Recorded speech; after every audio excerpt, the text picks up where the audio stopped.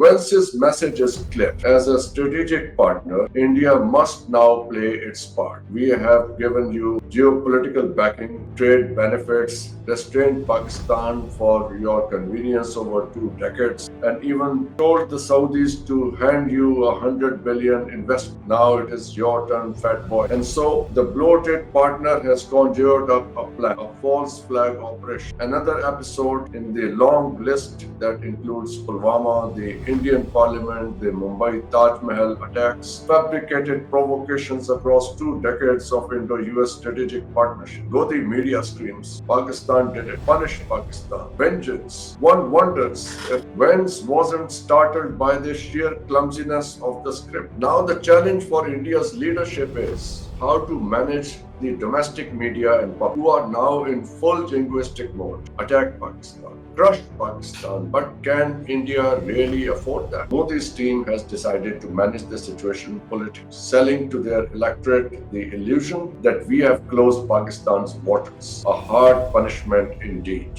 But don't be fooled, dear Indians. Pay attention to this.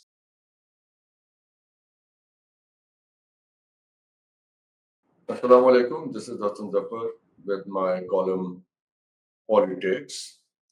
POLiTAKES is the name I gave to my column series, which I was reading some time ago, but got discontinued for different reasons. But today I published a column in the Friday Times, which my friends have insisted that I should read. And it is in relation to what happened in Kashmir 2 days ago, the Palagam attack.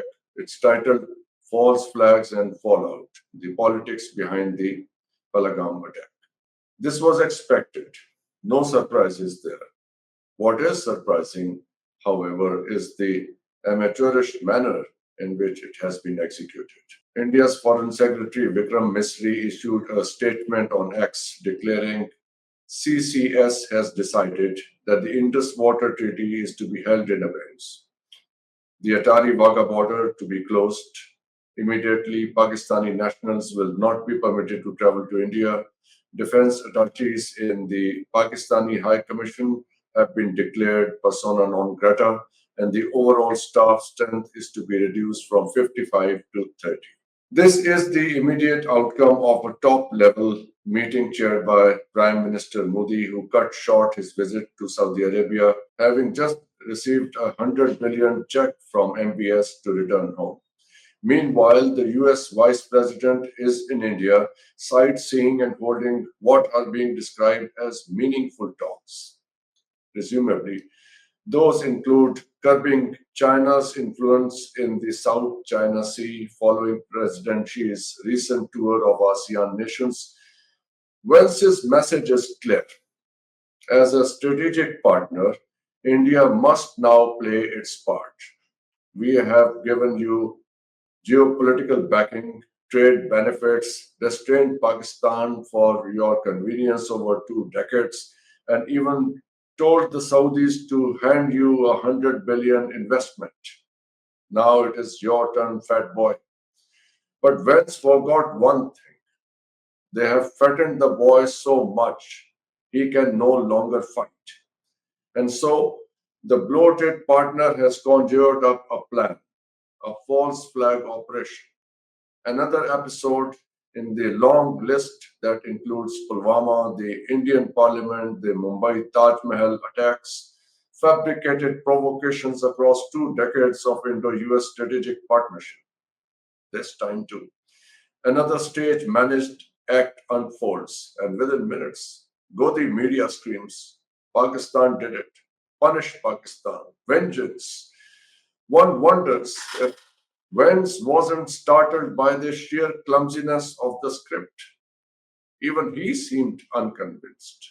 His response, a condemnation and condolences for the victims without naming. Now the challenge for India's leadership is how to manage the domestic media and public, who are now in full jingoistic mode. Attack Pakistan, crush Pakistan, but can India really afford that? Listen to what General Mehta has to say in his interview with Neelu Vyas. He makes it abundantly clear that India cannot launch an attack on Pakistan for several compelling reasons. Pakistan's robust military, its strategic ties with China, its improving relations with Bangladesh to the east, and of course, its nuclear capability. India must also contend with restive conditions in its eastern states, the Seven Sisters, and mounting unrest in West Bengal, especially following the recent Waqf Amendment Act 2025, which has left the Muslim population discontented and alienated. There is plenty on India's domestic plate already. Still, something had to be done. So out comes the statement from the Indian Foreign Secretary. But note the silence from the usual fire breathers. Defense Minister Rajnath Singh, National Security Advisor Ajit Doval, the architect of the Cold Star Doctrine, and even the typically outspoken External Affairs Minister Jaishankar. Modi's team has decided to manage the situation politically, selling to their electorate the illusion that we have closed Pakistan's waters. A hard punishment indeed. But don't be fooled, dear Indians. Pay attention to this. India may believe it can simply turn off the tap and halt the flow of rivers as if the Indus and its tributaries are mere water coolers to be leaned on at will. But they are mistaken. The Indus River system originates in Chinese Tibet, flows through Indian illegally occupied Jammu and Kashmir, and empties into Pakistan, where it irrigates 90% of the country's agriculture, sustains 250 million lives, and upholds an entire civilization. Any attempt to disrupt this lifeline won't be met with bureaucratic protests, but with responses that may far exceed diplomatic norms. The 1960 Indus Waters Treaty, which survived wars and crises, allocated the eastern rivers Ravi, Beas, and Sutlej to India, and the strategic western rivers Indus, Jhelum, and Chenab to Pakistan. Breaking this treaty isn't a leverage, it's a perilous gamble. Though India has built hydroelectric projects like Krishan Ganga, Baglyar, and yet to be completed Ratal. They are run of the river schemes designed to generate power, not obstruct flow. India's total live storage capacity on western rivers is mere 4.5 billion cubic meters, while Pakistan's annual requirement exceeds 120 billion, hardly the stuff of weaponized water wars. Any attempt to divert the Indus eastward would require defying the Himalayan gradient, drilling through the seismic fault lines, and courting environmental catastrophe, all for a fantasy of coercion that is neither strategic nor sane. This narrative of water warfare persists because it grabs headlines and feeds domestic political fantasies, but nature, terrain, and divine will do not bend to nationalistic theater.